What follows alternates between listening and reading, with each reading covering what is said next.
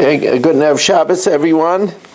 As we learn the Mishna Yomis for this Erev Shabbos Kodesh, Erev Shabbos Parshas Shoftim, as we are in the 9th parak of Masechtas Bava Kama, and we are sponsored by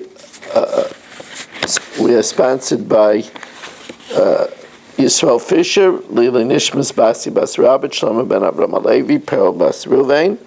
We're also sponsored Lila Nishmas David Ben Chaim, Eliyom Aish B'Fush Shalem for Eliyom Aish Mechai Sarah, and for the Schus of Avram Yom Benish B'Malk Yudis and family, by Yoel Klugman and family, for their Parnasa Gezunt and Nachas, and L'Refush Shalem for Meir Ben Chai Sarah. So the Mishnah tells us, remember we said the key is Heishiv es Gzela Asher Gazal. You only have to return the Gezela Be'en if it's what you stole. But once there's a significant Shinui, then you don't have to return the item, you just have to return Ke'ena Gezela. So Gazal Behema V'Hiskina, if you steal an animal and then the animal gets old, or avodim v'hiskinu, or you steal a servant and it gets old, mishalem kishas egzela, you have to return a young animal, you have to return a young eved. Rameir, however, learns from a pasuk that you could never acquire another human being by stealing it. So Rameir, Omer ba'avodim, if you steal an eved kanani, even if it gets old, you could tell him, here is yours in front of you.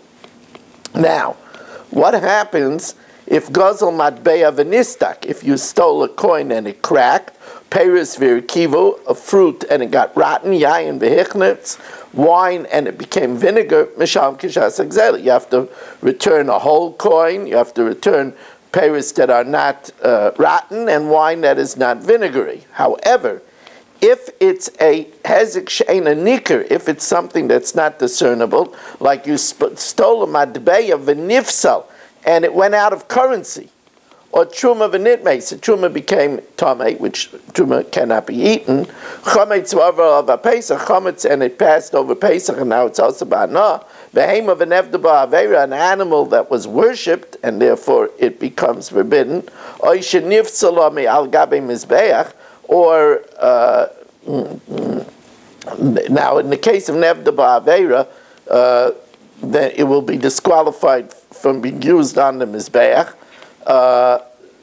or it was disqualified with a mum, but it's a mum that's not recognizable, like doikin sheba'ayin, like in a cataract in the eye.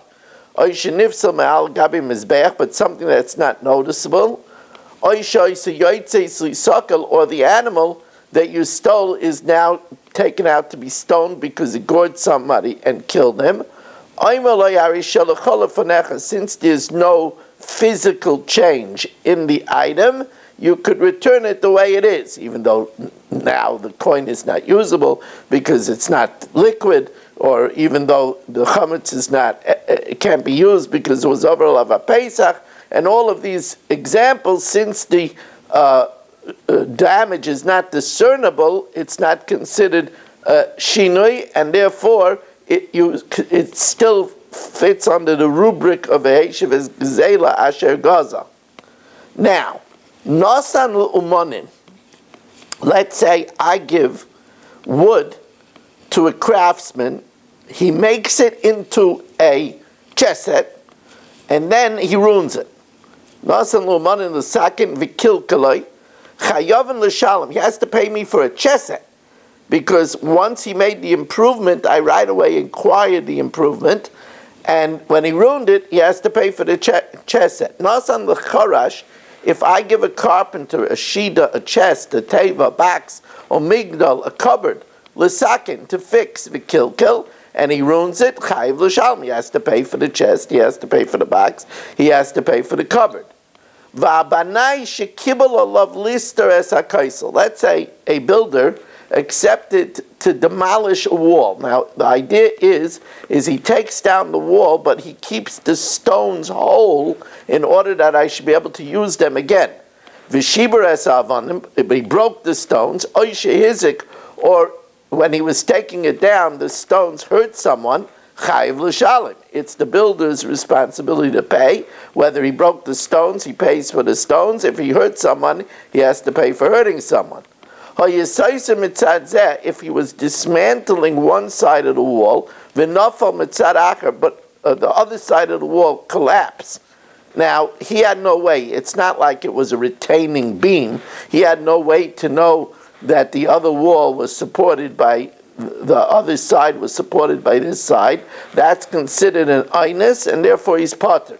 But if he banged too hard, and since he banged too hard, the other side fell apart, then he was negligent, and then he is chayiv.